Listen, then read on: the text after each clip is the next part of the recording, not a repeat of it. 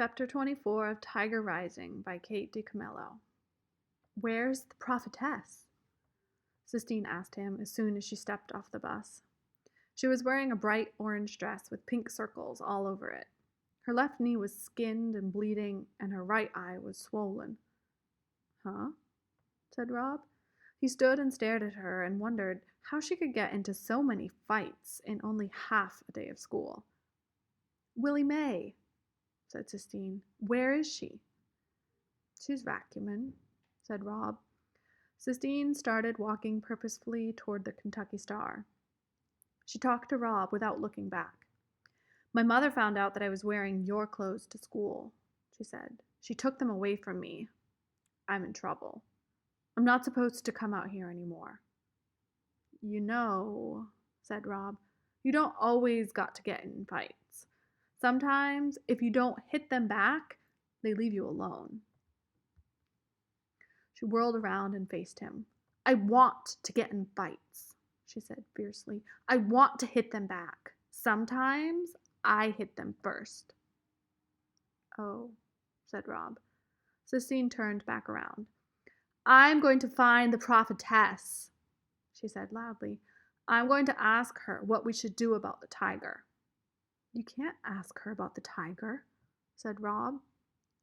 Beauchamp said I ain't supposed to tell nobody, especially not Willie May.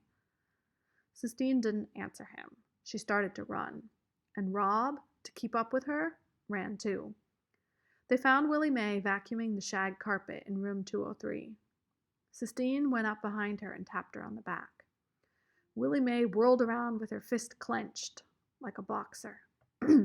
We need some answers, Sistine shouted over the roar of the vacuum cleaner. Willie May bent down and turned the vacuum cleaner off. Well, she said, look who's here. She kept her hand balled up, as if she was still searching for something to hit. What's in your hand? Sistine asked. Willie May uncurled her fist and showed Sistine the bird. Oh, said Sistine, and Rob realized then why he liked Sistine so much. He liked her because when she saw something beautiful, the sound of her voice changed. All the words she uttered had an oof sound to them, as if she was getting punched in the stomach. The sound was in her voice when she talked about the Sistine Chapel, and when she looked at the things he carved in wood. It was there when she said the poem about the tiger burning bright, and it was there when she talked about Willie May being a prophetess.